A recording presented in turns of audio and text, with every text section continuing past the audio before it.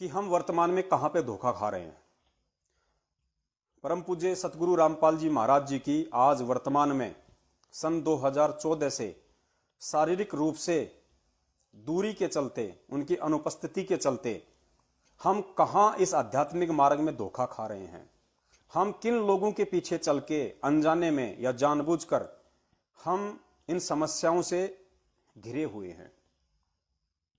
ये सत्संग 3-4 मिनट का है और जब आप इसको समझेंगे तो इसमें इतना गहरा रहस्य परमेश्वर ने दिया हुआ है कि सतगुरु देव जी की अनुपस्थिति में, उनकी गैर हाजिरी में यदि हमने भक्ति मार्ग पे चलना है, यदि हमने आने वाली समस्याओं से, संकटों से निजात पानी है, यदि हमने अकाल मृत्यु से बचना है, यदि हमने सतगुरु देव जी का कृपा पात्र बना रहना है, तो हमने किन चीजों को फॉलो करना पड़ेगा, हमने कैसी कैसी सावधानियों को फॉलो करना पड़ेगा।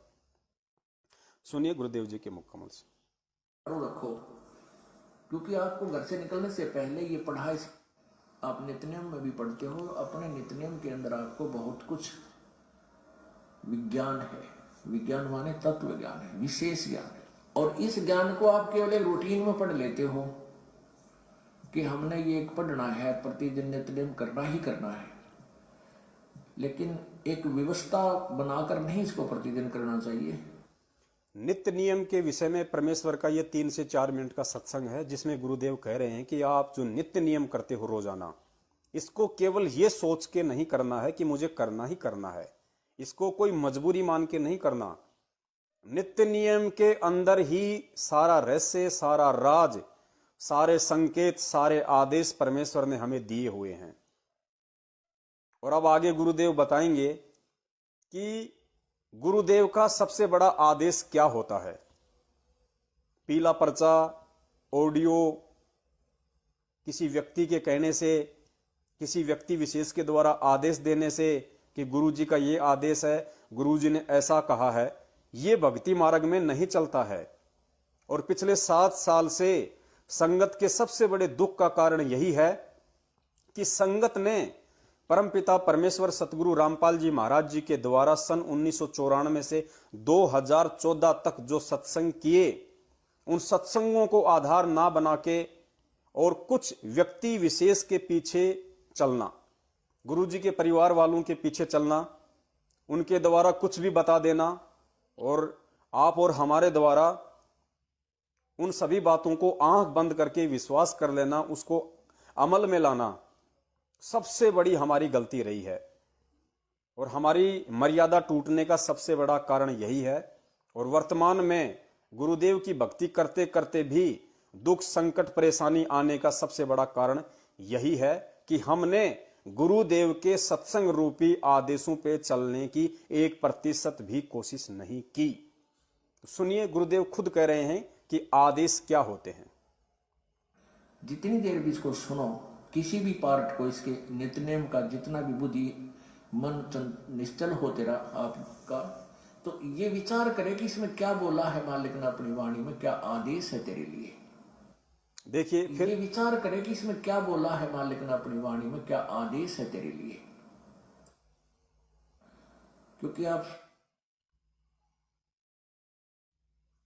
अब देखो कितनी बड़ी बात पूज्य गुरुदेव जी ने बताई है कि जब भी आप नित्य नियम करो और जितनी भी देर आप नित्य नियम करो, जब तक आपकी बुद्धि मन निश्चल हो, इस वाणियों पे जब तक आपका मन ध्यान हो, आपका मन केंद्रित हो, आपका ध्यान इन वाणियों में जब तक है, तब तक जो वाणियां नित्य नियम में गुरुदेव के द्वारा हमें समझाई जा रही हैं बोलकर, उन वाणियों में क्या आदेश है आपके लिए, यानी सतगुरु का आदेश क्या है, यहां गुरुदेव ने बता दिया कि इन वाणियों से आपको यह निष्कर्ष निकालना है कि पूज्य गुरुदेव का मेरे लिए क्या आदेश है।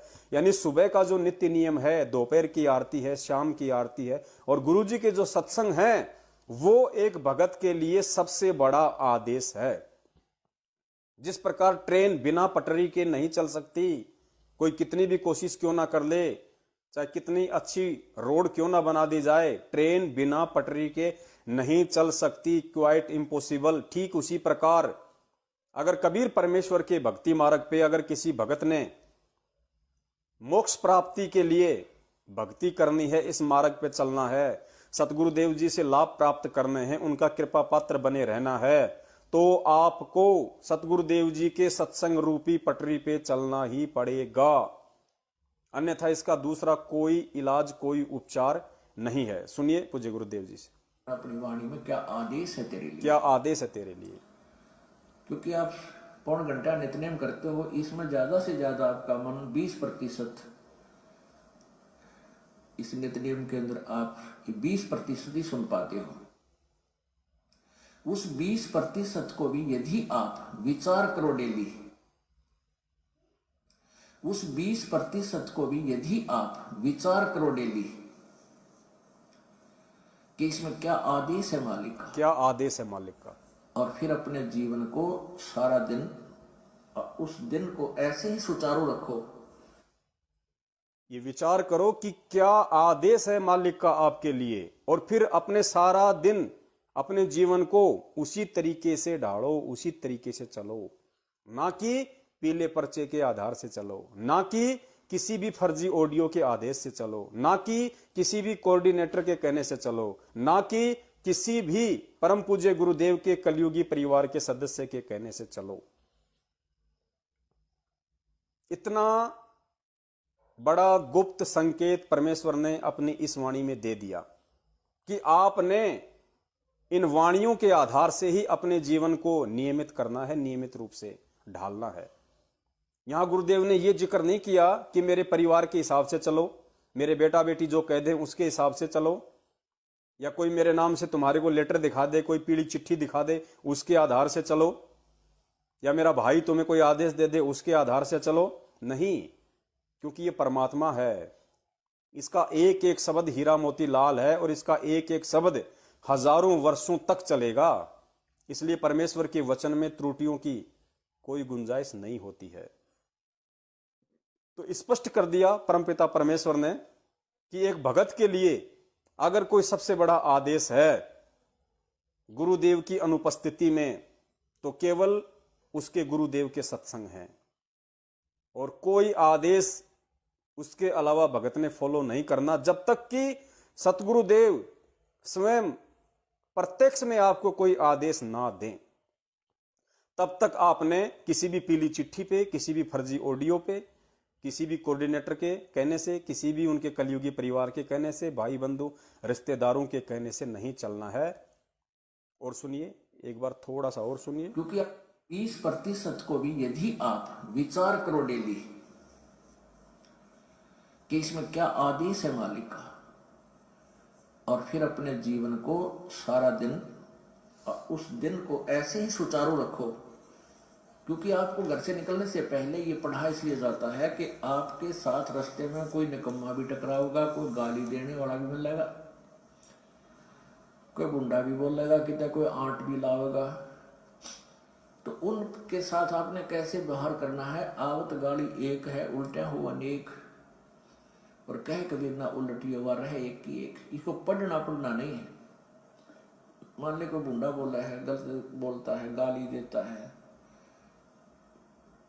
तो उसने तो कर दिया यू काम, और आप भी उल्टा दोगे तो फिर 4 और देगा, क्यों? तो पूरे मूड में है, वो तो फुल मूड में है लड़ाई के में, और आप भी आगे से उल्टी बोल पड़ोगे तो वो तो 4 बैठा है। जब बरसात क्या उनका मुकदमा रोज कर लेते दिन में। तो कहते परमात्मा आवत गाड़ी एक है, उल्टा हो अनेक, और कहे कबीर ना उलटी हो रहे एक का एक। और देख आगे कितनी प्यारी बात कही है, गाली ही से उपजे कलह, कष्ट और मौत, मृत्यु तक तो पहुंच जाती है एक छोटी सी गाली। गाली ही से उपजे कलह, कष्ट और नीच, हार चले सो संत है, लाग मरे सो नीच। हम भगत भी हैं, और दूसरा में बुंडा अच्छा बोल रहा है, और उसने मान ले पुलिस किस कह दिया, हमने उसके 2 दड़ाक धर दिए, उल्टे भी बोल दिए, फिर वो मारने पर उतारू हो गए, फिर हमने भी ठोक दिया। हो सकता है आप उसे तगड़े भी हो और अच्छा भी संभाल दो, फिर आप में और उसमें कसर के रहेगी। आप तगड़े भी हो और आपसे हल्का आदमी भी आपने बुढ़ा अच्छा बोला है, उसने बालक समझ के अनजान है, उससे बचो। उसने बालक समझ के एक अनजान है, उससे बचो। तो इन नित्य नियम करने का डेली हमें जो पाठ करते हैं, इससे ज्ञान यज्ञ तो होता ही है। ज्ञान यज्ञ के साथ हमने समाधान भी इसका साथ पैरेलल करना पड़ेगा, तभी इसके पढ़ने का लाभ है। एक लाभ तो हो गया ज्ञान यज्ञ का, और उसके ऊपर अमल हमने किया नहीं, उसका काम फिर सारा बिगड़ गया। परमेश्वर कहते हैं इसका एक लाभ है ज्ञान यज्ञ का, और फिर हमने उसके ऊपर अमल किया नहीं, तो कहते फिर सारा काम बिगाड़ दिया। फिर उस ज्ञान का क्या महत्व रह गया? आपको परमेश्वर की वाणियों के विरुद्ध, आपको परमेश्वर के वचनों के विरुद्ध, परमेश्वर के सत्संगों के विरुद्ध, परमेश्वर के आदेशों के विरुद्ध आपको कोई भी व्यक्ति, जिस प्रकार सतलोक आश्रम मैनेजमेंट हरियाणा विशेषकर वही संगत को भ्रमित कर रहा है काल प्रेरणा से, अन्य कोई व्यक्ति किसी प्रकार का कोई आदेश मनमुखी रूप से संगत में पारित नहीं करता है। तो जो भी आदेश आपको पीले पर्चों के माध्यम से सुनाए जाते हैं, या ऑडियो के माध्यम से सुनाए जाते हैं, या व्हाट्सएप पे मैसेज टाइप करके भेजे जाते हैं, और गुरुदेव कहते हैं यदि आपने ज्ञान आधार से उसकी तुलना नहीं की, यदि आपने अपने गुरुदेव के सत्संगों से उन आदेशों को मैच नहीं किया कि कितना सही है कितना गलत है, और आंख बंद करके यदि आपने अमल कर लिया, तो गुरुदेव कहते हैं फिर आपने सारा ही काम बिगाड़ दिया। यानी सत्संग सुनने का फिर कोई मतलब शेष रह ही नहीं जाता है। सुनिए थोड़ा सा पूज्य गुरुदेव के मुकम्मल से। ज्ञान यज्ञ के साथ हमने समाधान भी इसका साथ पैरेलल करना पड़ेगा, तभी इसके पढ़ने का लाभ है। एक लाभ तो हो गया ज्ञान यज्ञ का, और उसके ऊपर अमल हमने किया नहीं, उसका काम फिर सारा बिगड़ गया। तो कहते हैं ये बातें कहन सुन के नहीं भाई, ये कर पाड़ने की है। ये बातें कहन सुनन की नहीं, ये बातें कर पाड़ने की हैं। अब आप में से कितने भक्तों ने खाली कहने सुनने तक सीमित रखा, और कितने भगत इन वाणियों को कर पाड़ गए? तो जाहिर सी बात है, जितने भी सत्सेवक भाई बहन हैं जो पिछले 6 वर्षों से केवल अपने परमपिता परमेश्वर सतगुरु रामपाल जी महाराज जी के सत्संग रूपी आदेशों के अतिरिक्त किसी भी अन्य व्यक्ति की बात को महत्व नहीं देते हैं, चाहे गुरुदेव का भाई हो, चाहे गुरुदेव की भाभी हो, चाहे गुरुदेव का बेटा हो, बेटी हो, रिश्तेदार हो, चाहे कोई स्टेट कोऑर्डिनेटर हो, चाहे कोई फर्जी नामदान संचालक हो, हमारे लिए सब के सब 2 कौड़ी के जीव हैं, और हम भक्ति मार्ग में जीव के द्वारा निर्देशित किए गए आदेशों की पालना नहीं कर सकते, जब तक कि उन आदेशों को हम पूज्य गुरुदेव जी के सत्संगों से, उनके सत्संग रूपी आदेशों से मैच ना कर लें। अगर वो आदेश जो किसी व्यक्ति विशेष के द्वारा दिए जा रहे हैं, जो किसी पीले पर्चे के माध्यम से आप और हमें सुनाए जा रहे हैं, जो किसी ऑडियो के माध्यम से आप और हमारे को बताए जा रहे हैं, या किसी कोऑर्डिनेटर और फर्जी नामदान संचालक के द्वारा हम तक भिजवाए गए हैं, जब तक हम उन आदेशों का पूज्य गुरुदेव जी के सत्संग आधार से निष्कर्ष नहीं निकाल लेते हैं, तब तक हम उन चीजों को फॉलो नहीं करते हैं। और यही इस कबीर परमेश्वर के भक्ति मार्ग की सबसे बड़ी खासियत है, विशेषता है। अन्यथा कदम कदम पे धोखा है, कदम कदम पे काल ऐसी ऐसी सूक्ष्म चाल चलेगा, आप समझ भी नहीं पाओगे कि मेरे साथ हो क्या गया।